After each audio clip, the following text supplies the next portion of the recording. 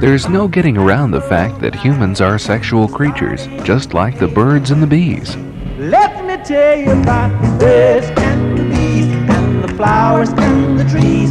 Many doctors and therapists are trying to learn more about human sexual behavior, but unfortunately there's also a large number of bogus sex therapists and researchers. The old doctor can help you out. Right this way. Get your hands off me! I don't want to leave! Then roll up your arm and bend over.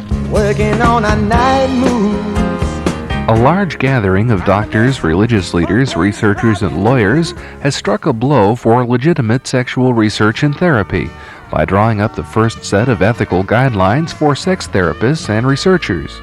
You who are on the road must have a code. I learned to manipulate my fingers because I teach myself a higher plateau of sensitivity. Not this record! Not this record!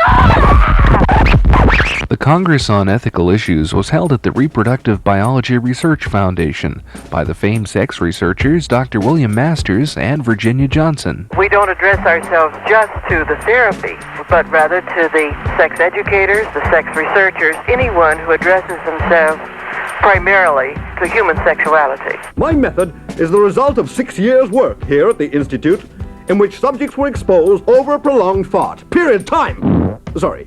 She said, why don't we both just sleep on it tonight? And I believe in the morning you begin to see the light. The ethical code is meant to cover issues like patient confidentiality, accreditation criteria for therapists, and the use of sexual surrogates. But according to Mrs. Johnson, the adoption of the Code of Ethics doesn't necessarily mean people with sexual problems will be able to get the kind of help they need. They have to remember that the field is new. The training institutions are still in short supply. So far, the request for help far exceeds the number of people who are truly prepared to provide that help. Now can you tell me what's ailing me, doctor? He said, yeah. The Code of Ethics has no force of law. There are still no licensing requirements or oversight boards to control sex therapists and researchers in most states. If you're in a situation that doesn't work for you, then don't feel entrapped just because these are professional people. There has to be a little self-protection initially. I ain't narrow-minded. I just refuse to have any uncertified goings-on under this roof. No. You just got a hang-up about sex. I ain't got no hang-up about that. The things we do for love. Steve Crowley on the News Blimp.